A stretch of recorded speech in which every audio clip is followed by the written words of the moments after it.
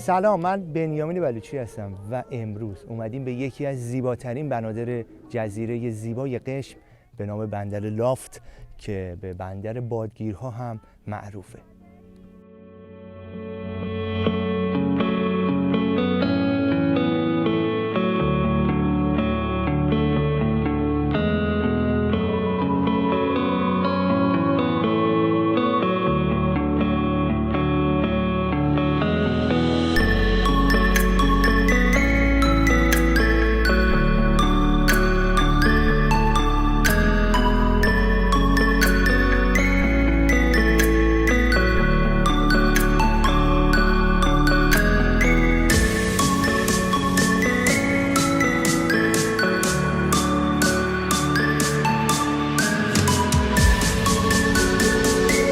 سه، دو، یک. صبح بخیر ایران.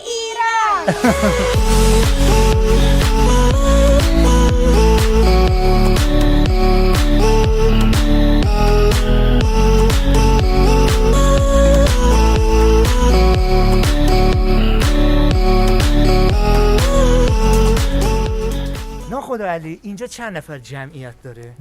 خدمت دوستان عرض بکنم اینجا 8000 نفر جمعیت داره. درسته. بعد مردم اینجا به چه گویشی صحبت میکنن؟ به گویش محلی اینجا صحبت میکنن اکثر. بعد گویش محلیشون چی جوریه؟ تقریبا به فارسی میخوره، اینجا کسی عرب نیست. درسته. اما فارسی به عرب کسی اینجا نیست. درسته. من شنیده بودم تو این روستا بادگیرایی وجود داره که واقعا فوق‌العاده و بی‌نظیره. بله بله، واقعا خودت میبینید چه جذابیت داره برای گردشگران. واقعا برای ما خودمون هم جذابیت داره. پس با هم دیگه بریم یکی از این بادگیرها رو ببینیم. بله بله، بریم با هم. بریم. بفرمایید.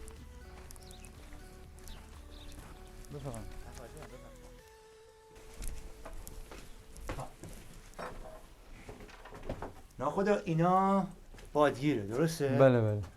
سبکش چجوری کار میکنه اصلا این و کاربردش چیه این بادگیرا؟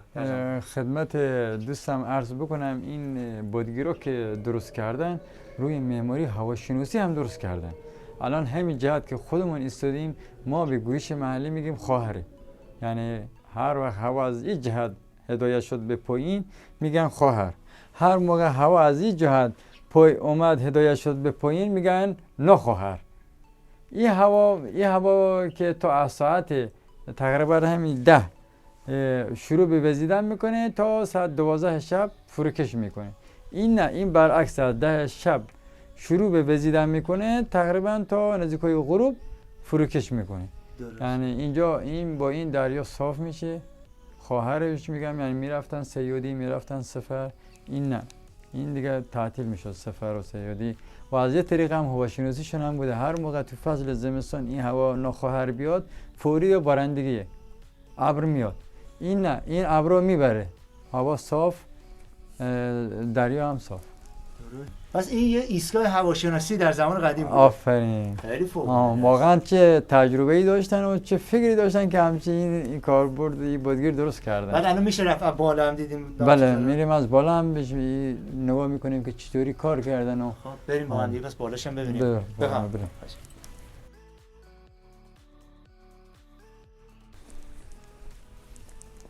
این بادگیر منطقه ایلاف که هر خونه هایی که میبینی که همشون بادگیرن، یه خونه یه بادگیره، بخاطر که لاف در منطقه نزدیک ساحله، تابستون خیلی گرم میشه.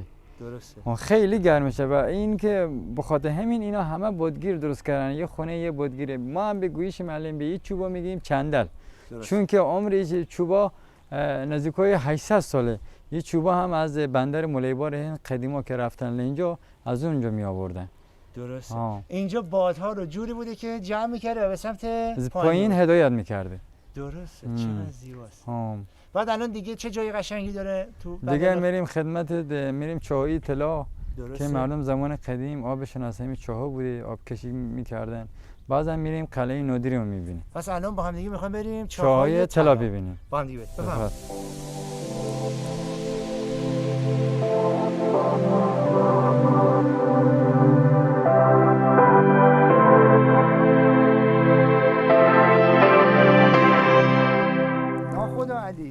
رسیدیم به چاهای طلا. بله بله بله چاهای طلا. اسم برای چی این نامگذاری شده بود؟ چون که زمان قدیم اینجا آب نبوده، چون که ارزش آب خیلی زیاد بوده، مردم ها اسمشو گذاشتن طلا، یعنی ارزش این آب از طلا بیشتره. بعد چند تا چاه در ما کنار؟ اینجا 360 تا چاه داریم و هر چاه هم همه اسم دارن. اینجور آب نبود، خیلی به زور اینجا آب مردم تهیه میکردن با همون دلو که ما به گویش محلی میگیم دلو. آب با این تعریف میکردن از مادرم، از خیلی بزرگان، که این دلو میذاشتن داخل چاه تو یک قدر آب میاد داخل این دلو، بعد این دلو بالا میکشیدن. درست. اینجوری بود. بعد آواش که کنار هم دیگه از چاها، آیا طعماش هم با هم دیگه فرق بله می‌کنه؟ بازم را خوب گفتی، اینم جالبه، آباش هم همه فرق میکنه، طعم مزهشون فرق میکنه. اونایی که مثلا مزه خوبی داشتن دیگه برای حیوان نمیدادن، خودشون استفاده میکردن. حتی ماه رمضان دیگه که تعریف میکردن، ماه رمضان مردم با قاطع آب نبودن، همینجا می نشستن افطاری، همینجا هم افطاری میکردن. درسته، چه جالب. بله اینا همه با کلنگ و دست کندن. این دل کوه، تو دل کوه کندن. دل کوه کندن، همشون با سنگ. چه فرض کن چه مردمایی بودن که اینقدر آب برشون ارزش داشته که اینشون همه تراشیدن اینجا، همش تو دل کوه. بعد من الان یه دیواره یک قلعه رو میبینم. بله. قلعه چیه اینجا؟ این قلعه نادری مال 1507 میلادی که پرتغال اینجا مستقر بودن، این قلعه درست کردن که راهی باشه بین اینا، بین اروپا و هند. بریم با هم دیگه ببینیم. بریم با هم دیگه ببینیم ان شاء الله.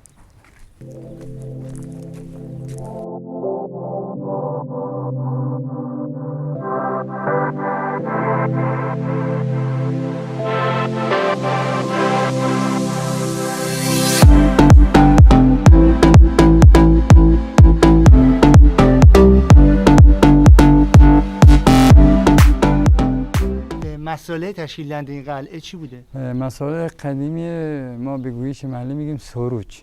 درسته؟ همون گچه و سنگ. درسته. یعنی تشکیل دهنده اینجا سنگ، ساروج و گچ.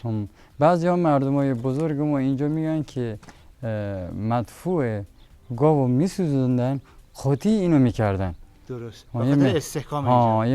یه معمار قدیمی میگفت و میریختن و آتش میزدن روش، بعدش که آتش خاکستر میشد اونو ملاتو با هم قاطی میکردن. خب بعد از اینجا قراره کجا با هم دیگه بریم؟ جنگل حرا. جنگل حرا، درسته؟ طبیعت زیبای بندر تاریخی لافت رو با هم میبینیم. به به. پس بریم سمت جنگل حرا. بفرمایید.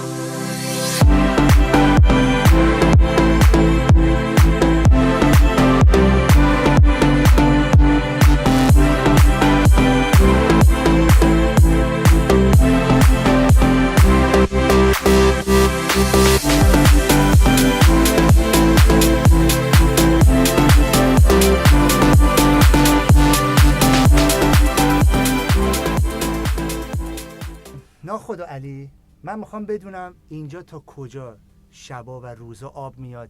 جنگل حرا چون میدونم آب نوسان داره، بالا و پایین میره، اینو به من یه توضیح بده و ببینندگان که این چه اتفاقی میفته، چه ساعتی اینجا آب بالاه، چه ساعتی پایینه. این جزر مد دریا که ما به گویش محلی میگیم، هو بالا میاد هو پایین میره، به گویش محلی میگیم. این هم رو حساب کتاب این دریا با ماه قمری میکنن. الان که خودمون هستیم امروز اومدیم، الان بهش میگن حوضا. ما به گویش محلی میگیم حوضا یعنی میره کلا تا تهش، تا ته آخر اینجا که جنگل که آب میفته کلا. این موقع ها بعضی یه موقع هست همین ساعت همین تایم آب فوله، اون موقع ما بهش میگیم اشکن. هو اشکن، به گویش محلی میگیم هو اشکن. همین موقع همین ساعت آب فوله. درسته. بله آب دیگه پایین زیاد نمیره. تو یه تاریخ دیگه که حالا اول ماه آب بالاتره؟ بالاتره و 15 نیمه ماه درسته. بالاتره که ما بهش میگیم به گویش محلی میگیم حوضا. حوضا. بعد من یه سری چیزا میبینم از وسط جنگلا یه سری مارپیچ مانند اومده پایین، اونا چه چیزی؟ اونا ما به گویش محلی میگیم موریس. موریس میگیم. موریس همه کوچیک کوچیک این آبایی است که از دل جنگل سرازیر میشه به این خور که خود ما الان هستیم قایق داره میره به این سرازیر میشه. بعد الان من لبه ها که نمیشه ورود کرد، درسته؟ نه لبه ها بعضی جاها میریم بازم میبینیم که اصلا خیلی قشنگ صاف ماسه‌ای، بعضی ها نه. ما به گویش محلی میگیم گشر یا کلغر که حتی اگه پات هم برهنه باشه پاتو میبره، مثل شیشه است. مردم محلی اینجا از این درختها برای خوراک دام و طیورشون استفاده خوراک دام و طیورشون هم میبرن، برای حتی هیزمشون هم غذا درست میکردن. چه جالب. هیزم زیر غذاشون، قابلمه غذا با همین چوبا درست میکردن.